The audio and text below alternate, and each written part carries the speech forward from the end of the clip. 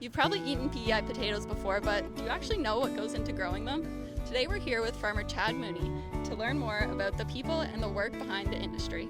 People see potatoes at the grocery store every day, but this is where it all starts. So what has to even happen before the potatoes go into the ground? Before potatoes go into the ground, there's a lot of steps, whether they're biological or chemical or just environmental in nature that go into the process. But PEI's 3-year crop rotation sees us doing things, 2 years before the potatoes even go in the ground to support that. Anything from fertility, fertilizer management, applying lime and gypsum and products, whether it's before the crop goes in or while it's going in. And then the in-season management becomes sort of like planting the potato, managing pests all summer long, chasing bugs around the field and weather patterns all the way to the harvest. And then one of the more complex parts as well is actually storage of the potato.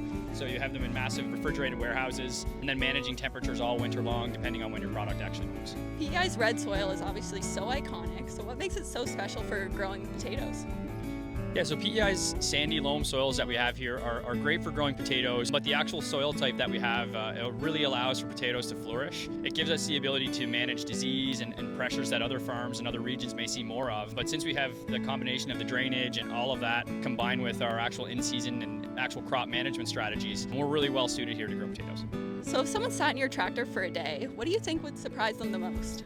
Probably that I'm listening to like Justin Bieber or something like that, but actually mainly the amount of technology that sits in these tractors. So a lot of times we joke that the tractors drive themselves or, everything's really automated and it's really easy, but automation only goes as well as the automation goes. Sometimes it's a GPS problem or it's a data problem or it's a bigger picture thing where your field boundaries may not be in there or your A-B lines to keep your tractor straight. So when you see a nice PEI straight potato row going down to the Confederation Bridge on a calendar, there's a lot of data and technology that goes into that is quite difficult to manage in the winter months when you're trying to figure this stuff out. You mentioned a lot of the technology in the tractors, but what other technology do you see benefiting PEI potato farmers? As we move more into drone-based application for both chemical as well as seed and fertilizer, there's a ton of potential there to actually reduce our chemical use, both saving money for the grower and being more environmentally friendly in some of our practices. Whether it's a perimeter application or a variable rate chemical application, it's a true opportunity to both do better in the environment as well as provide more money back in the farmer's pocket, which is a true, a transformative piece of technology for us in the farms. So right now these fields just look like dirt to most people, but when you look at them, what do you see? I think a future.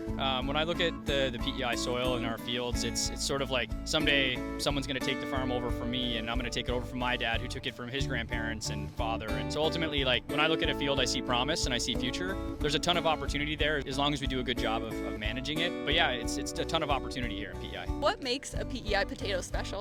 Again, I think it's the people that manage them and the environmental practices that we put into place to actually produce the products. Ultimately, what makes them sustainable and what makes them special is the fact that people care so much about the product that's in the ground. It's almost like you're planting 10,000 kids per acre every year and you're going out managing them at that level. And then you're coming back to that same field 3 years later to do it all over again. And you're always just excited to get there and see that field again. So, yeah.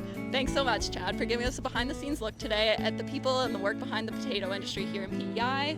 Until next time, thanks for following along.